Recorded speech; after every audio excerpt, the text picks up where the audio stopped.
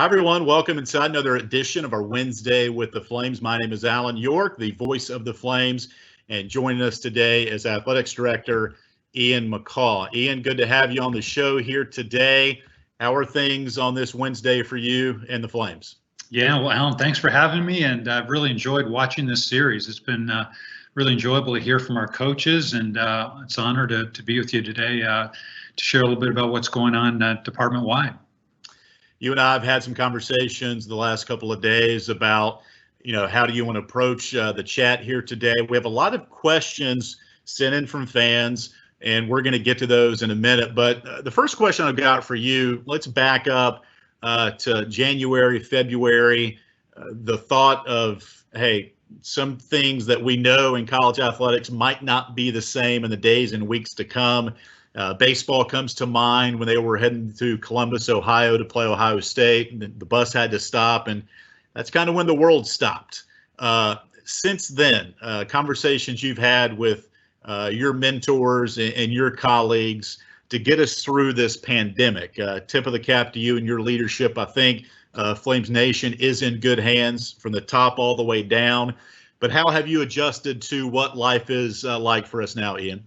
Alan, it's been a learning experience for all of us. No one's been through a pandemic like this. And one of the things that's been great about, I think, the college athletics community in general is we've been very good in terms of sharing information.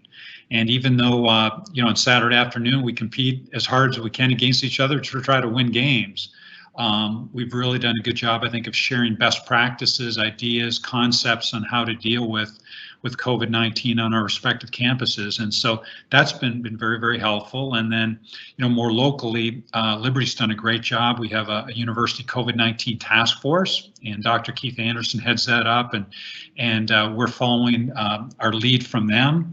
And then within the department, really proud of our coaches and staff. We made really three priorities as we went into this pandemic. The first one was we wanted to make sure that the priority was the safety and welfare of our coaches, staff, and student athletes. And we've done a number of things for that, including remote work and social distancing and just a number of measures to protect the safety of our people. That was first and foremost. The second thing, we've tried to really communicate well, and that can be a little bit challenging because things are always changing.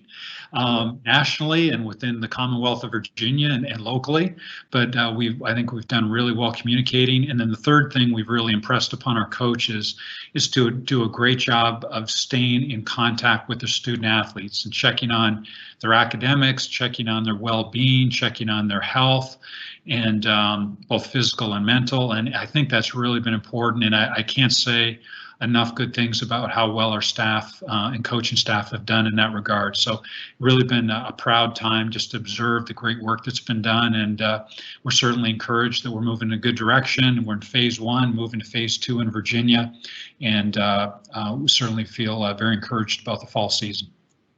I was going to bring up the phase one and phase two. The state of Virginia is going to move into phase two on Friday. How, with the restrictions being lightened a little bit, how does that affect the return of student athletes? What can you share to us, conversations you've had? And it goes deeper than just what Virginia says or Liberty, but the ASUN's involved in it as well. So how does all that work itself out as we approach the next few days and weeks? Well, and that's a great point. There are a lot of layers to this because we need to follow NCAA guidance and conference guidance, the Commonwealth of Virginia, Liberty University. So there's a lot of layers. And but again, everyone's been working very well together. Chris Casola on our staff has just done a tremendous job working particularly with the sports medicine staff. But we actually have our student athletes, a number of them back on campus right now, beginning voluntary workouts June 1st, which was permitted by the NCAA. And so we're expecting another fairly large group coming in around June 14th for summer school. And then we'll continue to have student athletes come in waves throughout the rest of the summer. So I think we're on a really good pathway right now, and really excited about seeing our student athletes back on campus where they belong. You mentioned Chris Casola, who heads up our sports medicine program with athletics.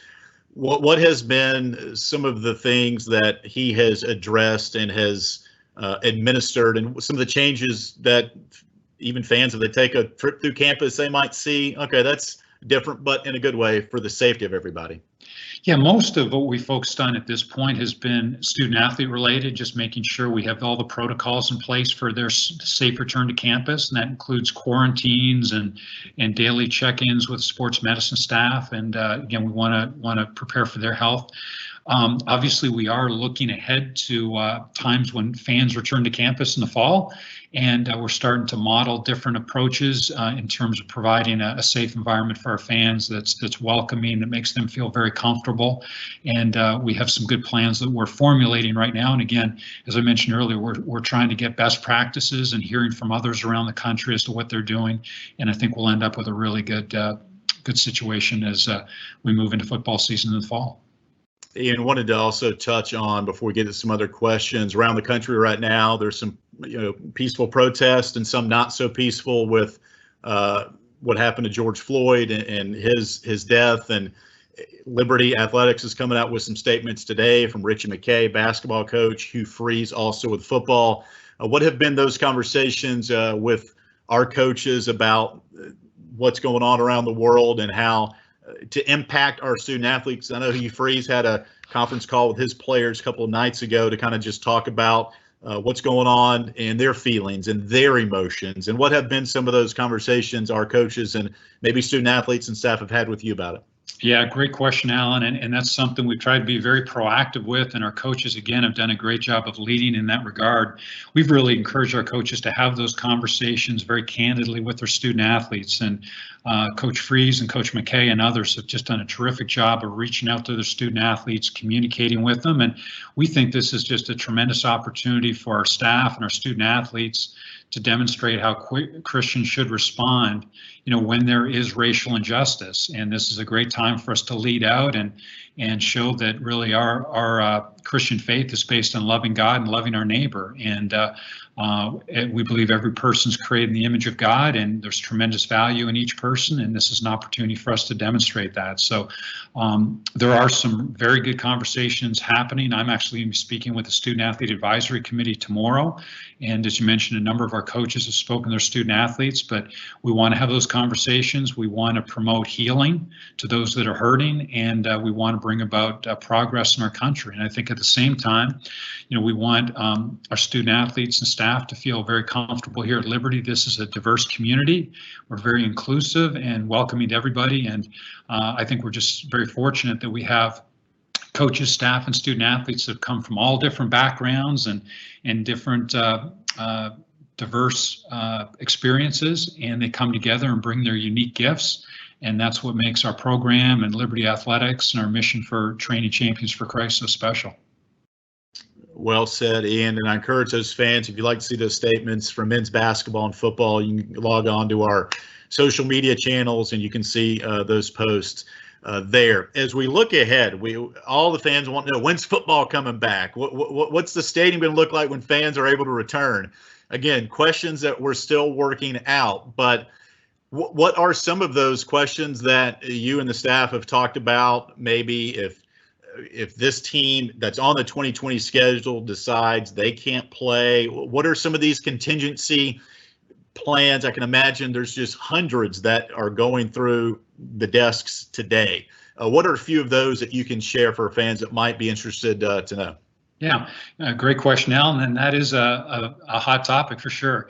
Our plan and belief right now is that we're going to play a full regular season on schedule beginning September 5th in Blacksburg, and then for our home opener here on September 12th against North Carolina A&T.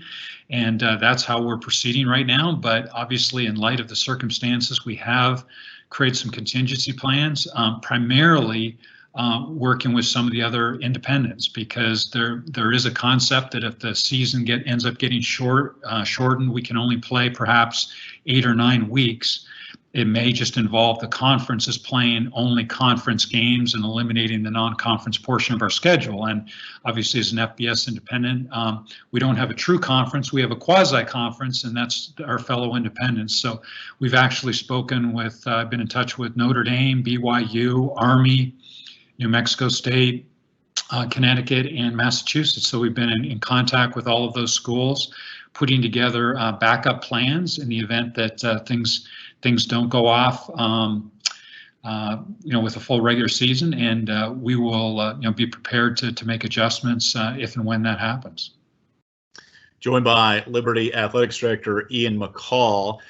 How about when it comes to, football game, social distancing, and how schools are going about doing it? And you see some schools that have come out and have said, hey, this is the capacity that we'll put our stadium to. What are some of those thoughts regarding Williams Stadium and potentially September 12th when A&T comes to town? Let's just use that for an example. Yeah, so obviously our hope is that we have a full capacity and a great crowd for North Carolina A&T. That's also going to be commencement. So Secretary of State Mike Pompeo will be a speaker, and we'll have a special graduation ceremony for the graduates who will be back on campus that weekend as well to add to that game. But again, our hope is we're playing in front of a full stadium with great energy, and of course the wonderful game day experience that the Liberty football has to offer. But as you mentioned, there are some schools that are modeling 75% capacity or 50% capacity. So we have done the same. And we're just going to continue to monitor what's happening within our state, what's happening nationally, what's happening locally within our health district, and work with the leaders in that area who will help guide us. But again, the hope is we'll be full. But even if it is, we want to certainly, we'll have a number of measures in place to ensure that our fans feel comfortable. We'll probably involve masking of our staff. We moved to mobile ticketing, and so people can have a contactless way of entry into the game. We've made some changes in concessions, and we'll make that, again, a lot more comfortable experience for our fans. And again, we'll try to create some opportunities for social distancing as well. But it's even though we're within 100 days now, it's still a long way off. But we're really encouraged by the direction things are going, and very hopeful that we'll be back with full Williams Stadium on September 12th. Another piece of good content for those fans out there tuning in to our Wednesday with the Flames. We've got Ian McCaw, Athletics Director at Liberty, on with us. We had Mike Hagan, Executive Director of the Flames Club, and Amanda Ryder, our Ticket Operations Director for Liberty Football, on a call last week. Really good information. You mentioned the mobile ticketing and the Grub Hub, just things that Liberty's doing to make Williams Stadium a safe environment. So encourage all those fans, just go to our YouTube channel. That video is there. It's on our social media channels as well. Question we had come in, Ian, from a fan was about realignment with college football and the potential of fans always know what next for Liberty. Obviously, we're happy as independent FBS, a lot of success in the ASUN. So you can't argue with what has transpired the last 2 years with the athletics department. But when it comes to realignment, how do you keep your finger on the pulse of that, and what is best for this athletics department?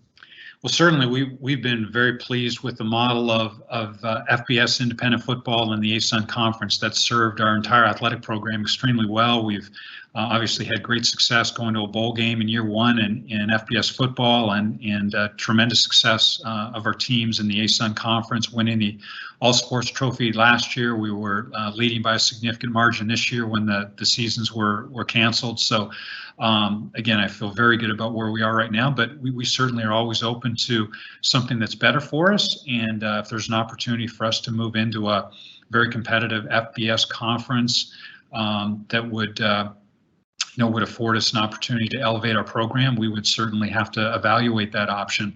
There are some unique discussions taking place right now because of the COVID-19 situation. There have been discussions nationally about the possibility of eliminating regular season play and just playing a regional schedule for the regular season, and then coming together for a conference tournament. And that's a concept that I think seems to be getting some traction with some of the FBS Group of 5 conferences. And certainly, I think just speaking with our coaches, we think that could be attractive for us as well. This wouldn't involve football or basketball, but it would involve really all the other sports. So that's a concept that could be a very unique approach, and one that I think could create some exciting local and regional rivalries for our teams. Ian, what are some of the measures that have been taking place when it comes to travel and maybe minimizing the travel budget? There's some schools that have had to contract their programs, and I just saw Bowling Green brought their baseball program back. When it comes to saving money and being fiscally responsible when it comes to travel, given what we might face if there's a new outbreak of COVID-19, what are some of those discussions as far as the travel and how schedules might change with maybe some of the Olympic sports moving forward? Yeah, great question. I mean, we've encouraged our coaches this year, given the unique situation, to try to localize and regionalize their travel for non-conference competition to the extent they're able. And reason being that obviously we're all looking to minimize costs and reduce travel and trips through airports, just because I think that makes sense in the current environment.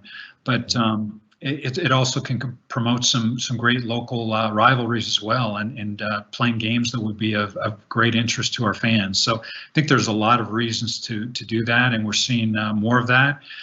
Also within the ASUN, we've again discussed ways that we could potentially reduce some travel, including divisional play, playing in pods, and that regionalization concept that I shared with you a minute ago, where we would actually not play regular season games, but just come together for the conference tournament. So a lot of good ideas on the table right now, and there also is a lot of collaboration, which is very encouraging. Alan York, joined by Liberty Athletics Director Ian McCaw. Let's get into some facility updates, Ian. And I want to share some love for our tennis programs. Jeff Marin, Derek Schwant doing a great job with those. And soon to come, indoor tennis facilities. And I know the city's been great, lending us Cross-White, the facility to work out there. But now having indoor facilities on campus, we'll start with the tennis programs. How will that impact those two teams? Well, first of all, you're exactly right. Those two coaches have just provided great leadership for men's and women's tennis, and both those programs are thriving. I think they're both in position to compete and possibly win ASUN championships this year and get to the NCAA tournament.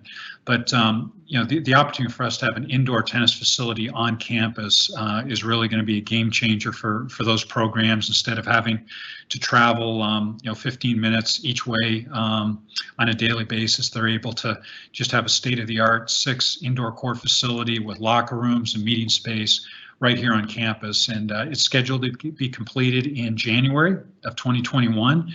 And we are set to host the ASUN tournament next spring. So it'll be right on schedule to host the championship. And we're just grateful to President Falwell for proceeding with that project, and really think it'll be something that will just provide a massive infusion for our tennis programs. We saw men's basketball put out a little tease for the Liberty basketball arena, and volleyball team will play there as well. And Richie was looking around the inside, which now has the roof on it. And I can't wait to see who Liberty's going to host. I know the women's team announced Bluefield, they'll be hosting them to open up their season in that arena. But the discussions you've had around the town and around the campus about what that facility is going to do, not only for basketball, but volleyball and the athletics department in general. Yeah, we're so thrilled with the way that project's progressing. Again, it's on a fast track, and it will be scheduled to be completed on October 1.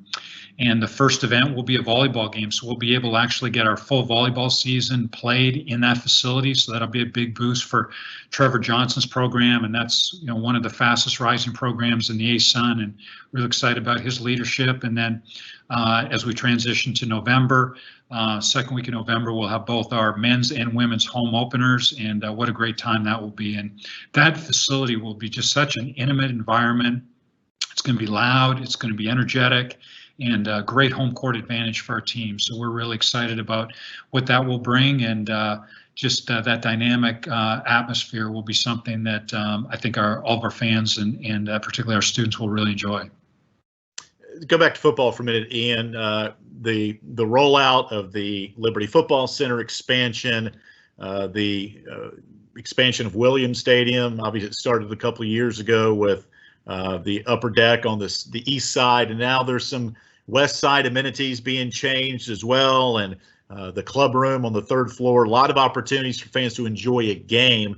what can you update us on the west side of Williams Stadium? What might be a little bit different in 2020 and looking ahead down the road next couple of years? Well, I want to commend you and your team. I mean, the LFC rollout with just the social media campaign was fantastic, and we've got so many positive comments about that. So appreciate all that you and your staff are doing with on the creative side. It's exciting to see what we've been able to communicate in a time where we can't have people physically on campus the way we're accustomed to. But we are very excited about the west side improvements to Williams Stadium.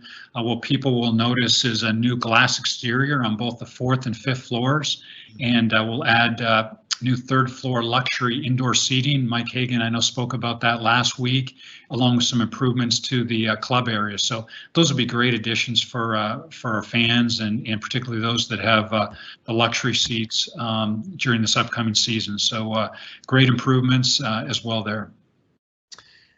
You look at the football team coming off the Cure Bowl win last year, a really nice video. Speak of creative, our creative team put out a video of him, and it had been in a vault kind of. I don't remember hearing or seeing the pregame speech that he gave at Exploria Stadium in Orlando. And our football creative team posted just about a minute of that piece, leading the team into the stadium and getting people excited for this season.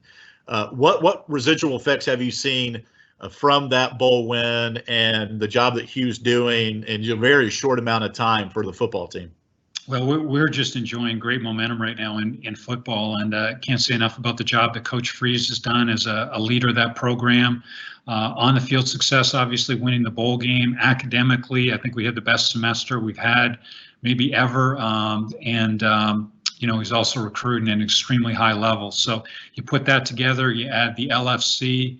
And, I continue to tell people, including our recruits that come and visit, this is the fastest rising FBS program in America. I mean, we're just making tremendous progress, and very excited about the upcoming season and the future.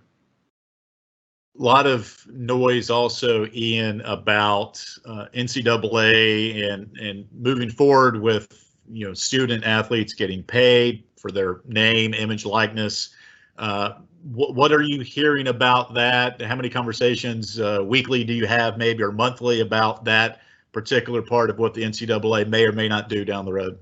Yeah, and this has been an ongoing discussion for really a couple of years now, and there have been a number of states that have put forward legislation, and the NCAA has been wrestling with, it's a challenging topic, how to put this in place and monitor and make sure there aren't abuses, and so there's a lot of moving parts with it. I've been involved in a number of national discussions about it, but at this point we have some concepts that are being floated out there. I think the challenge is, how can we make it equitable? How can we monitor? How can we enforce it, and make sure it's something where student athletes are not being given improper inducements to attend one school over another. So all of that is a challenging topic, but I think we will eventually get to an outcome. But as you may have seen recently, the Power 5 conference has asked Congress to get involved and look at some legislation. And whenever that happens, we're going to have to defer to the folks in Washington as to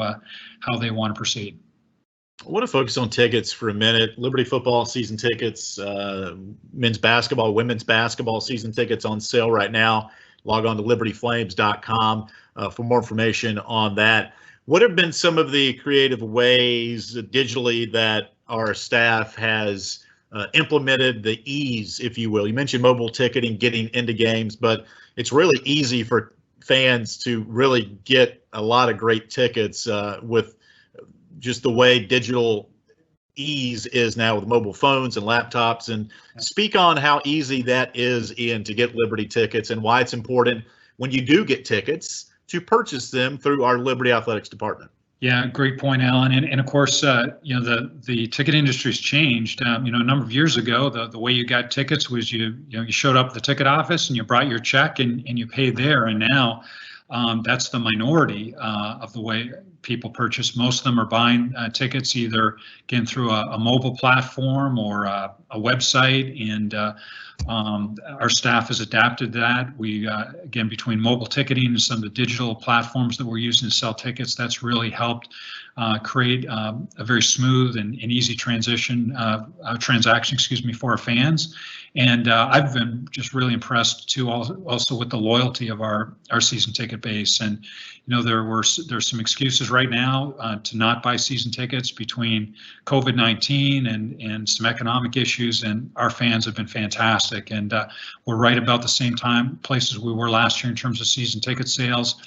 We have offered some payment plans to fans who want a little more time to pay for their season tickets, and that's been very well received. And just very honored to work at a school where there's such loyalty to our football program and such great support from our fan base.